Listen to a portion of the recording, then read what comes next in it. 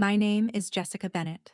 I was 27 when my brother destroyed my place in our family with 5 words. She quit the Navy. I had not quit. I had just completed an 11-month assignment auditing emergency supply routes for a carrier strike group. But when I reached my parents' house in Norfolk, my duffel bag was still on my shoulder when my father blocked the doorway. My mother stood behind him holding a cardboard box filled with my photographs, medals, and academy certificates. My brother had told them I had abandoned my unit after being accused of falsifying inventory reports. He even showed them a printed email carrying my name.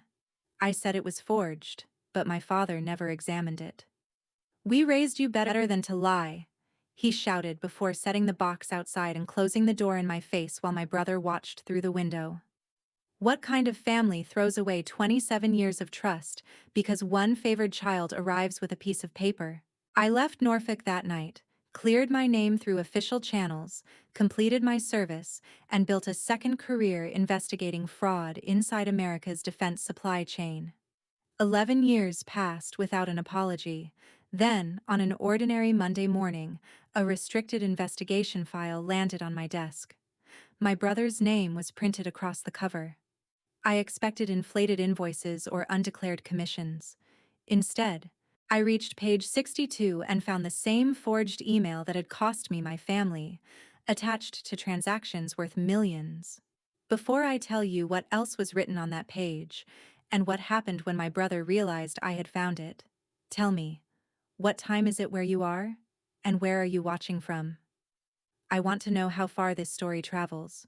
11 years earlier, I stood outside my parents' front door with that cardboard box at my feet and listened to the deadbolt slide into place. I did not cry, because I was too stunned by how efficiently my life had been rewritten. My father had not asked for my commanding officer's name. My mother had not requested proof of the alleged disciplinary case. They believed Caleb because he had spent his entire life making belief convenient. He was 3 years older, charming when charm benefited him, helpless when consequences arrived, and talented at turning every failure into someone else's cruelty. Our parents had rescued him from unpaid tuition, 2 collapsed businesses, a reckless investment, and a loan he secretly took against our father's delivery company. Each rescue came with the same excuse. Caleb was ambitious. Caleb had been misled. Caleb only needed one more opportunity. I was the dependable child, which meant I was expected to survive without protection. If Caleb missed Christmas, he was overwhelmed. If I missed Christmas while deployed, I was choosing work over family. If he borrowed money, he was building a future. If I refused to lend it, I had become cold. The lie succeeded not because it was convincing but because it supported the story my parents preferred. Caleb struggled because life treated him unfairly, while I succeeded because I thought I was better than everyone else. By claiming I had secretly failed, he restored the balance they wanted. Their favorite son was no longer falling behind. Their difficult daughter had only been pretending to win. I carried the box 2 blocks before a truck pulled beside me. The driver was Marcus Reed, someone I had known since high school. He had not appeared by coincidence. My mother had called his mother that afternoon and asked whether Marcus knew what had gone wrong with Jessica. Marcus worked nights at a local newspaper and drove over because the claim made no sense. He found me walking toward a 24-hour diner with no car keys, no civilian clothes, and less than $40. He did not call me a warrior or promise everything would be fine. He handed me his phone and said, "Call your command before someone uses that document somewhere else." From his truck, I contacted my duty officer.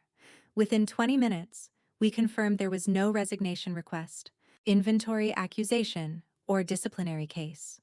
The email used an outdated command signature and a routing code retired months earlier. It was false, but that created a more troubling question. How had Caleb obtained enough military terminology to create it? Marcus photographed the box, envelope, and every page my parents had thrown outside. He noticed that the email had been printed through a commercial document platform because a tiny identification string ran along the bottom. Marcus had investigated altered city invoices and recognized the pattern. "You can prove it is fake," he said. "I should not have to prove myself to people who refuse to ask one question," I answered. "No," he said. "But you may need to prove what he was trying to accomplish." The next morning, I met a legal assistance officer and submitted the document for review. The Navy cleared my record quickly because there had never been a real allegation. Officials could not identify who created the paper because it had not been submitted to a government office. Caleb had destroyed my credibility inside a private home, where cruelty was easy to disguise as misunderstanding. Marcus and I searched public records. 6 months before my return, Caleb had become procurement manager for Tidewater Strategic Supply, a small broker selling valves, gauges, and electrical connectors to defense contractors. He had almost no procurement experience, yet shortly after he was hired, our parents refinanced their house and invested $180,000 in what Caleb called an employee ownership opportunity. On the same date printed on the forged email, Tidewater had applied for certification under a program favoring veteran-linked businesses.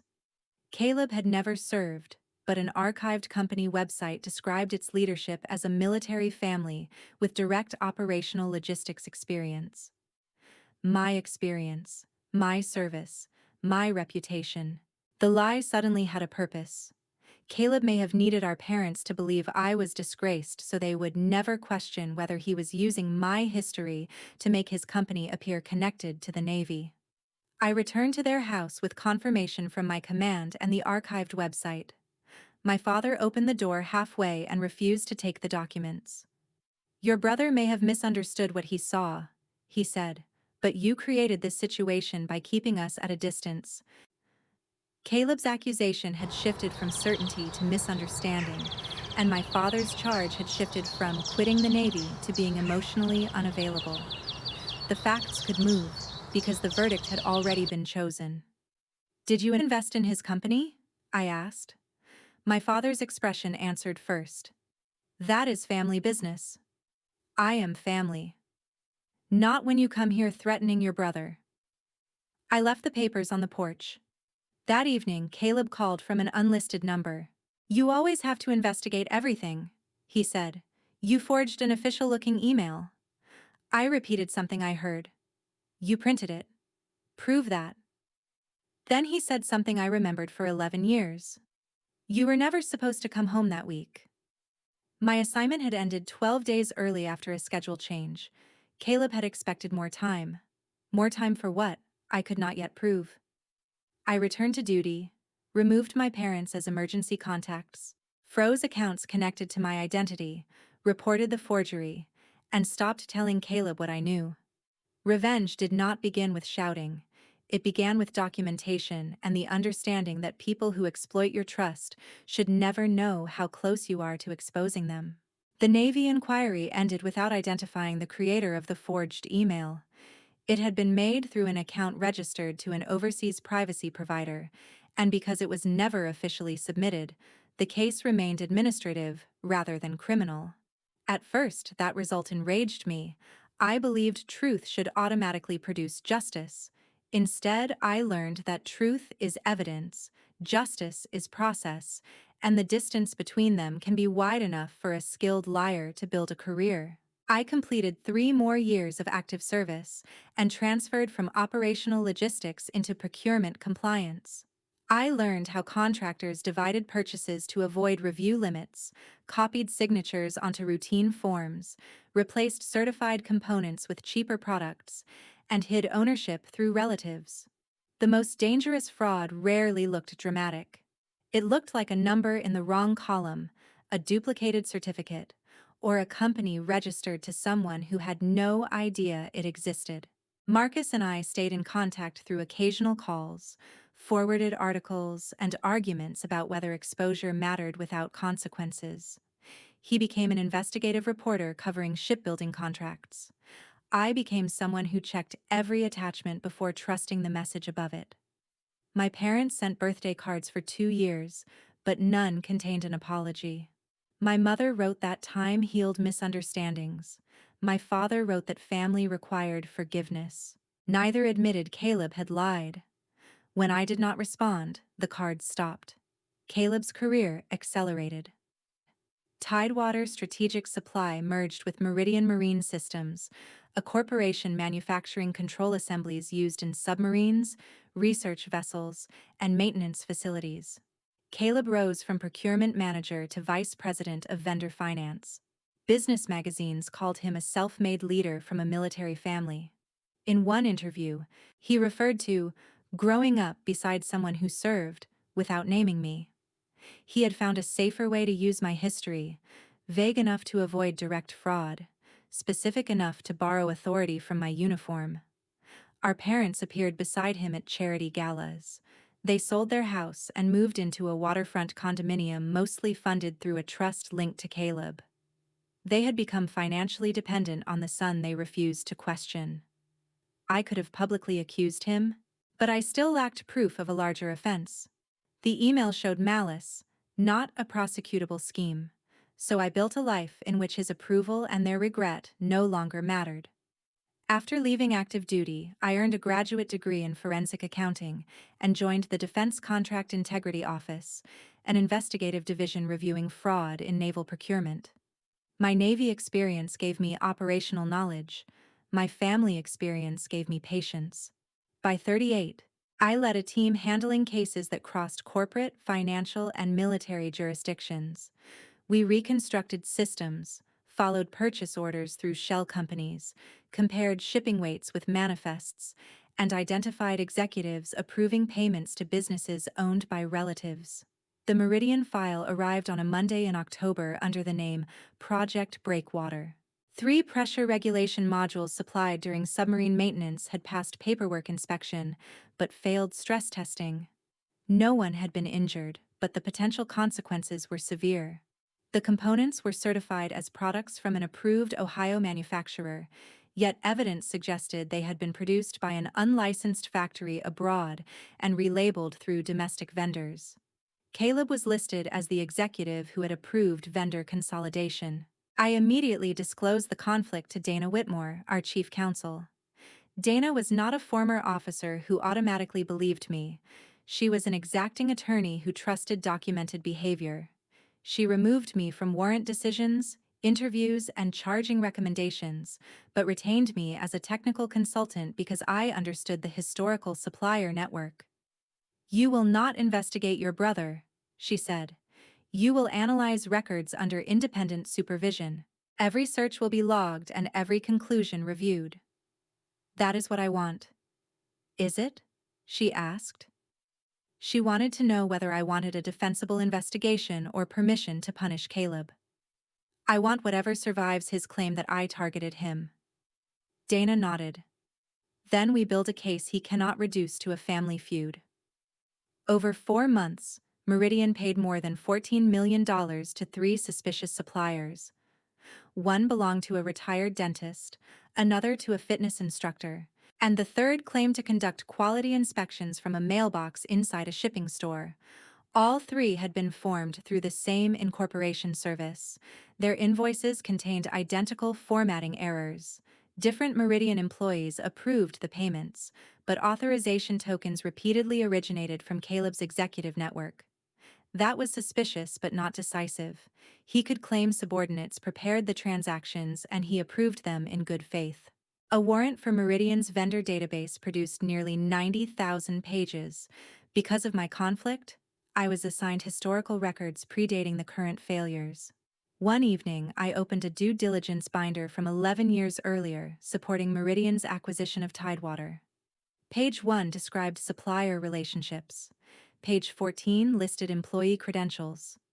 Page 38 projected revenue from veteran preference contracts. Page 61 contained an attorney's question about whether Tidewater had overstated its connection to military personnel. Then I opened page 62. The forged email appeared in full. It was the same document Caleb showed our parents, but this copy included an internal memorandum written by him. It claimed Jessica Bennett, previously identified as an operational advisor, was no longer affiliated with the Navy and had withdrawn permission for Tidewater to reference her background following an ethical separation. The dates proved the opposite. Tidewater had used my service history to attract investment and gain access to a preferred vendor program. When auditors questioned whether I had authorized it, Caleb created the fake scandal. By portraying me as disgraced and dishonest, he gained an excuse for why I would deny involvement. The lie had not been created for our parents. Our parents had been the rehearsal audience. I read page 62 3 times before calling Dana. I did not contact Marcus, my parents, or Caleb. I locked the record in the evidence system, logged the discovery, and walked to Dana's office. She read the memorandum and then the forged email. "Is this the document used against you?" she asked. "Yes." "Can you prove you saw it 11 years ago?" Marcus photographed it that night, and the original Navy inquiry contains a copy. "Do not retrieve either file yourself. Give me the locations." Independent examiners compared the documents within 24 hours. The typography, metadata fragments, identification string, and unusual spacing matched. The copy in Meridian's binder contained additional creation history. It had been uploaded through Caleb's Tidewater account 2 days before my unexpected return, and the system preserved an earlier draft titled JB Separation Notice V3. A family lie had become potential corporate fraud, obstruction, identity misuse, and false representation in government procurement. It also explained why Caleb had been so confident our parents would reject me. Their rejection isolated me before I could discover that my name and service record had been used in his business. Tidewater's application identified me as an unpaid strategic advisor and included a resume built from details Caleb gathered through family conversations, deployment locations, logistics duties, certifications, and security-related terminology. Some information was public. Other details came from letters I had sent home. My mother saved every letter in an unlocked desk. Caleb converted my efforts to stay connected into evidence supporting fraud. Investigators traced my supposed digital signature to a laptop purchased with money from our parents' refinancing. Bank records showed Caleb used $62,000 of their $180,000 investment to capitalize Tidewater, while claiming they were buying employee shares. Another $40,000 went to a consulting company controlled by his college roommate. The rest paid personal debts and created fake vendor revenue through circular transfers. During Meridian's acquisition, attorneys discovered inconsistencies in Tidewater's veteran-related claims. Caleb submitted the forged email and presented me as a former advisor who became unreliable after leaving the Navy under an ethical cloud. Meridian should have investigated further, but an executive sponsor wanted the deal completed quickly. The explanation was accepted, and the questionable supplier network entered a much larger corporation. 11 years later, Caleb was still following the same pattern. Borrow someone's credibility, create a reason that person cannot be contacted, and bury contradictions beneath paperwork. Because his attorneys would claim my involvement contaminated the investigation, Dana brought in an outside team. I was formally screened from further access. My analysis through page 62 remained in the record, but investigators with no connection to me repeated every critical step. Being removed hurt. I had waited 11 years for the answer and could not personally follow it. Dana reminded me that restraint was not surrender. "You found the bridge," she said. "Now let people without your history cross it." Former Tidewater employees were interviewed. One remembered Caleb instructing staff never to contact me because I was undergoing a sensitive military proceeding. Another had questioned why the company website used naval photographs and Bennett family service references. Caleb told her his sister had authorized everything before experiencing a breakdown overseas. A former bookkeeper produced an archived drive. Caleb had ordered her to delete ownership spreadsheets during Meridian's acquisition, but she secretly saved them after he blamed her for accounting irregularities. Those files connected Tidewater's shell companies to Caleb's roommate, the retired dentist, and other associates. The same network later supplied relabeled components. Page 62 was no longer just proof he had lied about me. It was the first visible piece of a much larger scheme. Marcus learned Meridian was under review through his own sources. When he called, I told him I could not discuss an active investigation. He understood. That means I should stop asking you. It means you should not publish anything you cannot independently prove. Marcus investigated public records while we maintained strict boundaries. I did not confirm theories, and he did not show me unpublished evidence. Meanwhile, my parents contacted me for the first time in almost 5 years. My mother left a message saying Caleb's company faced unfair rumors and family needed to stand together. She did not ask whether I was involved or mention the Navy lie. She assumed my role was to protect him. 3 days later, my father called. Your brother says investigators are twisting normal business decisions. You understand these systems. You could explain the truth. 11 years earlier, he refused to call my command because Caleb had already explained the truth. Now he wanted my authority used to defend the same son. I cannot discuss an investigation, I said. So there is an investigation. I did not say that. Jessica, this is not the time to punish the family. Was leaving my belongings outside the time to protect it? Silence followed. Caleb told us you admitted everything, he finally said. You chose not to verify it. We made decisions with the information we had. You refused the information I brought to your porch. His voice hardened. Are you involved in what is happening to your brother? He was not calling to repair the past. He was assessing the threat. I will follow every rule required by my position, I said. Caleb should consider doing the same. 2 weeks later, agents searched Meridian's Norfolk offices, Caleb's home, and a storage unit registered under his assistant's name. News cameras filmed investigators carrying sealed evidence containers through the lobby. My mother called 14 times. I answered the 15th. What have you done? She demanded. I did not create his records, approve his payments, or forge his documents. This could destroy him. What he did could destroy him. Then she asked, why didn't you warn us? Over the years, my parents had placed most of their retirement assets into Meridian-linked funds Caleb recommended. Their condominium was controlled through one of his trusts. If the accounts were frozen, their security could collapse. I could have said they deserved it, but accountability is not cruelty. I warned you 11 years ago, I said. You put my evidence in a box. The search warrants did not immediately lead to Caleb's arrest, giving him time to control the family narrative. He told our parents the case was retaliation by a bitter sister, claimed defective components came from rogue employees, and insisted the shell companies were ordinary industry partnerships. His attorneys released a statement portraying him as a respected executive, cooperating with authorities, and emphasized his family's long tradition of naval service. Even while being investigated for exploiting my record, he continued borrowing its value. The outside team dismantled his defense. Analysts recovered deleted messages in which Caleb instructed a vendor to replace manufacturing labels before inspection. In another, he wrote, use the Bennett service narrative if compliance asks why Tidewater received early access.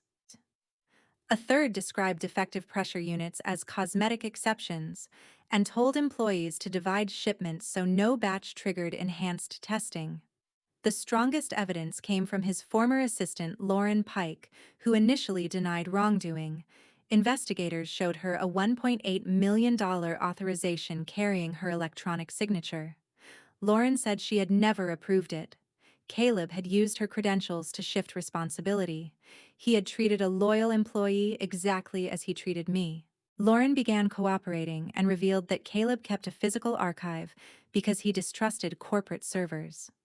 In the storage unit, agents found a handwritten ledger linking shell company payments to personal expenses, including the condominium occupied by our parents, luxury travel, donations, and monthly payments marked R.B., Robert Bennett, my father.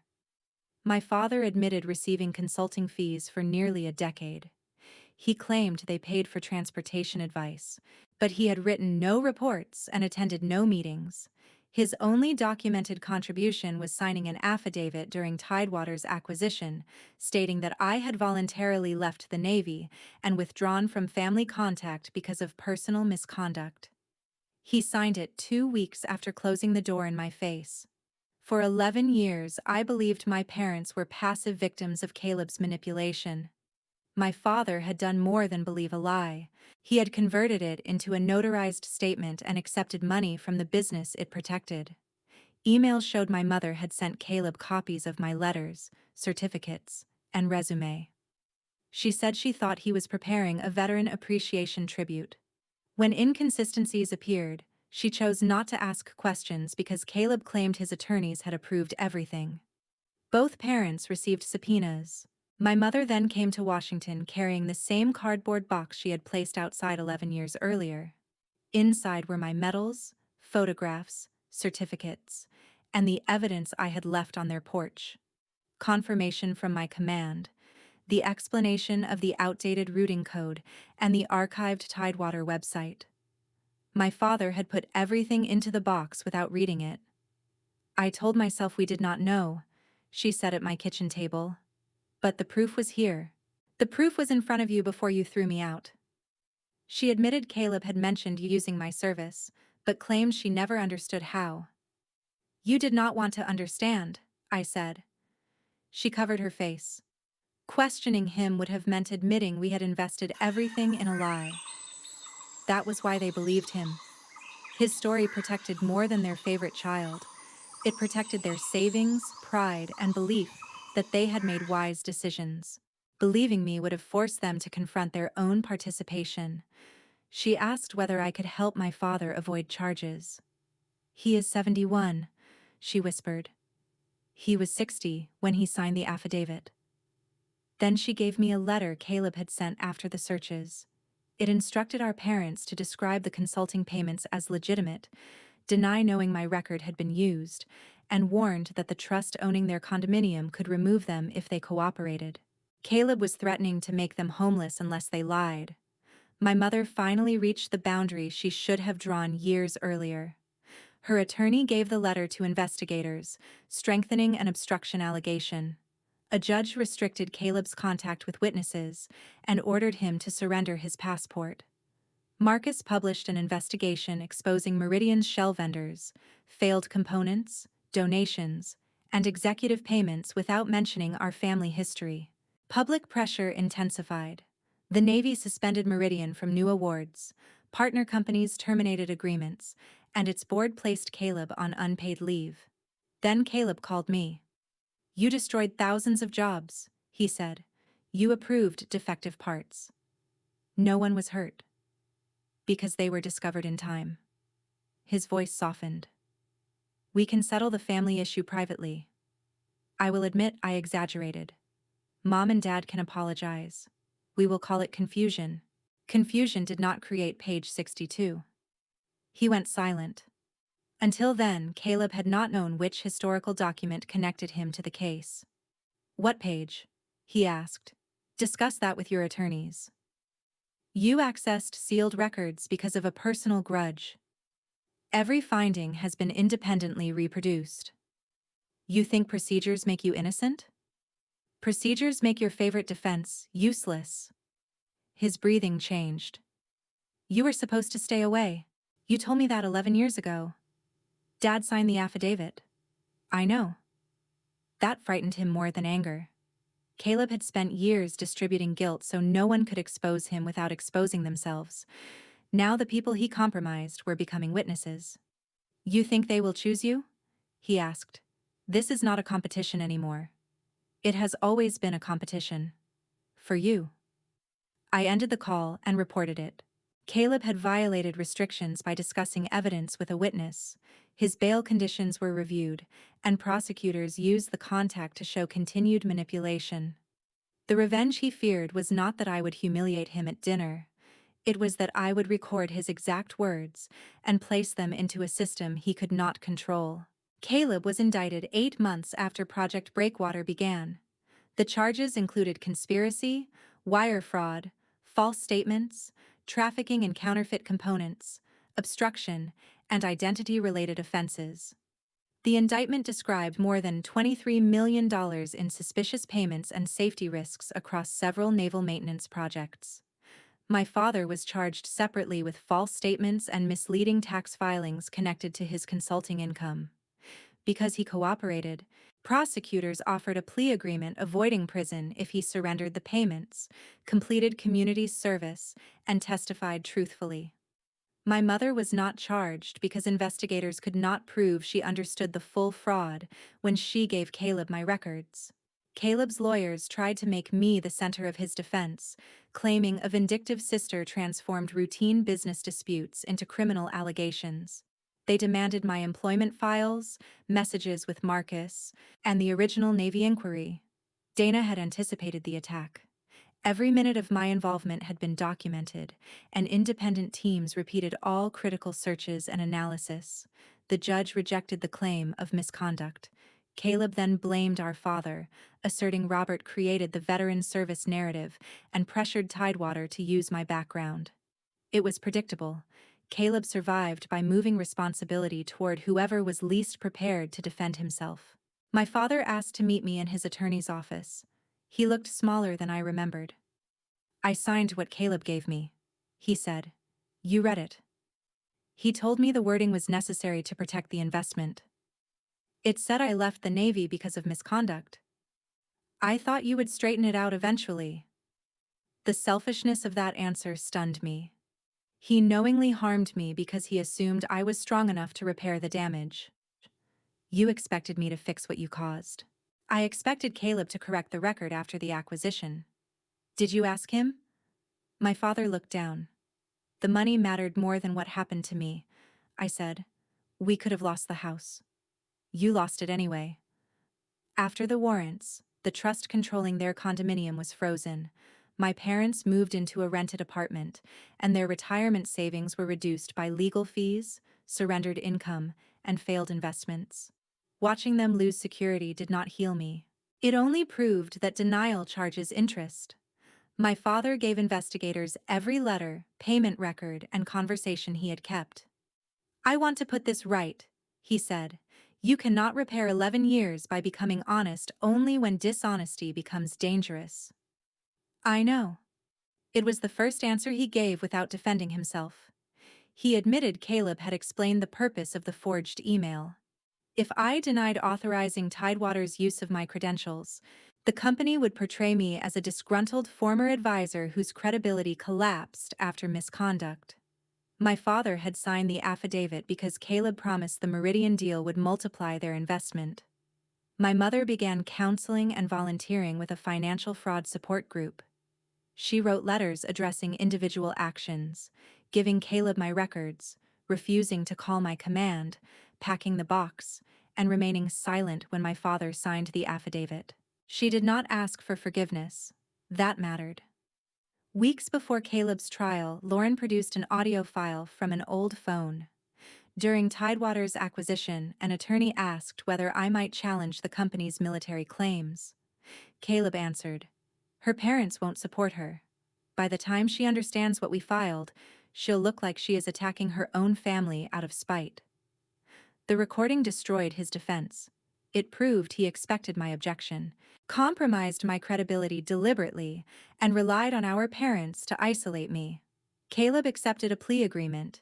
He admitted directing the counterfeit vendor network, using false certifications, obstructing the inquiry, and supervising the creation of the document on page 62 to conceal his unauthorized use of my service history. At sentencing, Meridian employees described lost careers. Engineers explained how counterfeit parts could have endangered crews. Legitimate suppliers described contracts they lost to Caleb's shell companies.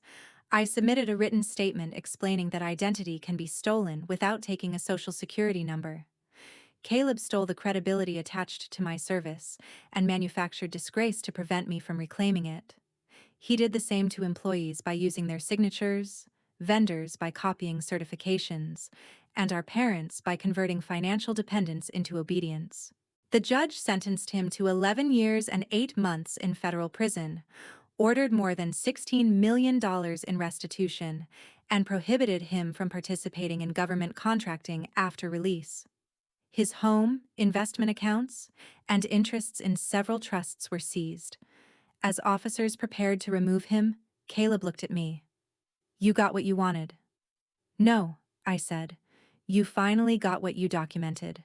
My father received probation, home confinement, and an order to repay the consulting income. The judge accepted his cooperation but rejected the idea that trusting his son excused deliberate lies. My parents and I did not repair our relationship through one emotional apology. For the first year, we met only with a counselor present. My father stopped calling what happened a misunderstanding and admitted that he had read the accusation, signed it, and accepted money from the person it protected. My mother returned every Navy document she had saved and helped confirm that no remaining accounts or businesses were using my credentials. Marcus and I eventually married, and I transferred into a policy unit designing stronger verification rules for companies claiming veteran connections. Page 62 became part of an anonymous training case, teaching investigators how personal manipulation can support institutional fraud. I never visited Caleb in prison. He sent letters blaming our father, Meridian, and finally the idea that he had acted for the family's benefit. I returned them. Forgiveness does not require restoring access to someone who still refuses responsibility. 3 years later, my parents invited me to dinner in their rented apartment. My mother placed the old cardboard box beside my chair. Inside were my medals, certificates, copies of the forged email, my father's affidavit, page 62, and a blank folder. "What is that for?" I asked. My father said, "Whatever comes next. Something we do not get to write for you." I took the medals and left the forged papers behind. "I do not need to carry those anymore," I said. The lesson was not that truth always wins quickly. For 11 years, Caleb's lie appeared stronger than the facts. What protected me was preserving evidence, respecting procedure, and refusing to confuse reconciliation with the removal of consequences. My parents believed Caleb because questioning him threatened their comfort, while rejecting me seemed easier. That choice cost them money, security, and years with their daughter. Caleb believed destroying my reputation would guarantee my silence. Instead, it pushed me toward the work that exposed him. Page 62 did not give me revenge. It gave me verification. Revenge tries to hurt the person who hurt you. Accountability allows the truth to create its full consequences. So ask yourself, when someone brings you a devastating accusation about another person you love, do you accept the easier story, or do you stop and ask for proof? One question could have saved my family 11 years. No one asked it. I did not quit the Navy. I stopped explaining my innocence to people committed to misunderstanding it, and when the truth finally reached my desk, I placed it into the record and let my brother face the one story he could no longer rewrite. Thank you for joining us until the final moments of the story. Everything in this video is completely fictional and made only for entertainment and educational purposes. We hope to remind you that the people who treat your loyalty as something endless may not understand your value until it is gone. But your peace should never depend on whether they finally realize what they lost.